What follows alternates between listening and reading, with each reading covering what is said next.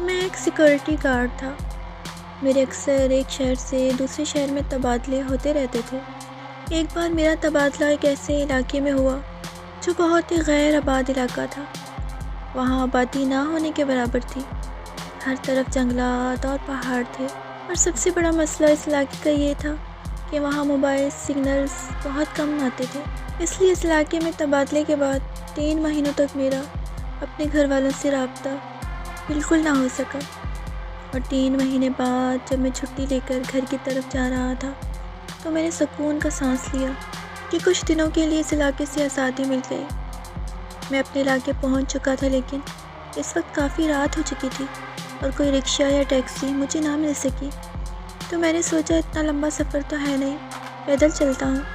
جس راستے سے میں گھر جا رہا تھا، راستے میں ایک بہت بڑا قبرستان آتا تھا، اور جب میں اس قبرستان والے راستے کے پاس سے گزرا تو مجھے قبرستان کے درمیان ایک لڑکی نظر آئی جو ایک قبر کے پاس بیٹھی تھی۔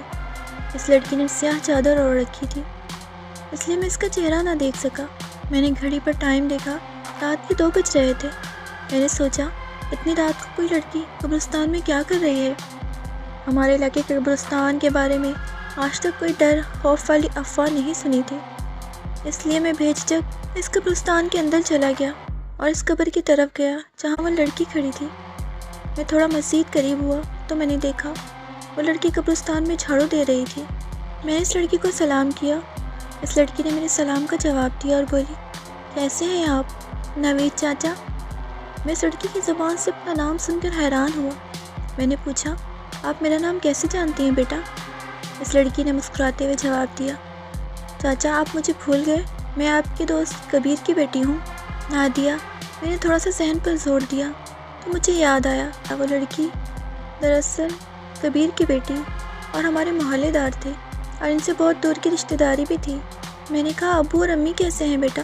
نادیہ نے کہا، سب ٹھیک ہے چاچا جان۔ میں نے کہا، اتنی رات کو یہاں کیا کر رہی ہو بیٹا؟ اکیلی کیسے آئی ہو یہاں پر؟ میں نے سوچا شاید یہ گھر والوں سے ناراض ہو کر قبرستان آئی ہے۔ آپ چھوڑیں چاچا، پانی پئیں گے؟ اس نے مجھ سے پوچھا۔ میں کافی تھکا ہوا تھا، مجھے بہت پیاس لگی تھی۔ میں نے کہا، ہاں بیٹا پلا دو۔ نادیہ نے ایک چھوٹے گھڑے سے پانی نکالا اور پانی کا پیالہ میری طرف بڑھایا۔ رات کا وقت تھا، میں نے پیالے کی طرف دیکھے بنا ہی پیالہ ہونٹوں سے لگایا اور سارا پانی پی گیا۔ لیکن پانی پینے کے بعد مجھے احساس ہوا جیسے پانی کا ذائقہ کافی عجیب تھا۔ میں تھوڑی دیر وہیں کھڑا رہا، پھر نادیہ سے بولا، آؤ بیٹا تمہیں تمہارے گھر چھوڑ دیتا ہوں، تمہارے والدین پریشان ہو رہے ہوں گے، تمہاری ان سے جو بھی شکایت ہوگی مل بیٹھ کر حل کریں گے۔ نادیہ نے بڑے دردناک انداز میں کہا، اب تو بہت دیر ہو گئی ہے چاچا، آپ جائیں، میں بعد میں آ جاؤں گی۔ میں نے نادیہ کو کہا، نہیں بیٹا، رات کے اس ٹائم میں اکیلا آپ کو یہاں چھوڑ کر نہیں جا سکتا، آؤ میں تمہیں گھر کی طرف چھوڑ دیتا ہوں۔ میرے بے حد اصرار پر وہ میرے ساتھ ساتھ چلنے لگی۔ ابھی ہم آدھے راستے پر ہی پہنچے تھے کہ اچانک سے نادیہ کہیں غائب ہو گئی۔ میں نے ادھر ادھر بہت دیکھا پر وہ مجھے نظر نہیں آئی۔ میں بہت گھبرا چکا تھا، اس لیے میں جلدی جلدی گھر آ گیا۔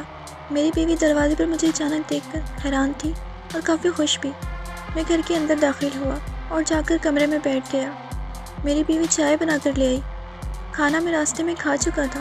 باتوں باتوں میں نے اپنی بیوی سے پوچھا، کبیر بھائی آج کل کہاں ہوتے ہیں اور ان کی فیملی کیسی ہے؟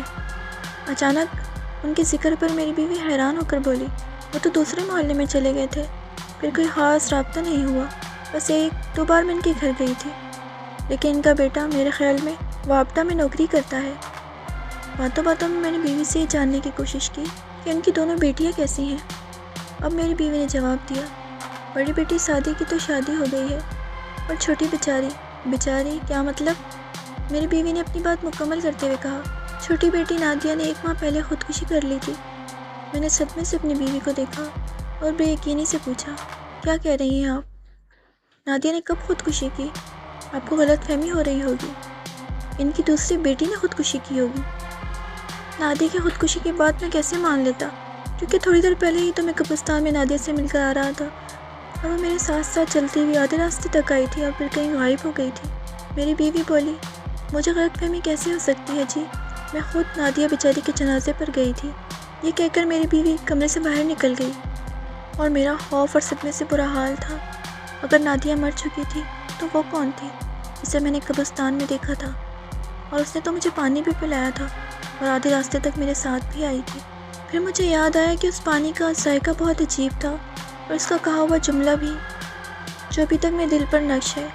اب تو بہت دیر ہو گئی ہے، میں آج تک اس پانی کا ذائقہ نہیں بھول پایا ہوں، اور اس کا کہا ہوا وہ جملہ بھی میرے دل پر نقش ہے کہ چاچا جان، اب تو بہت دیر ہو چکی ہے۔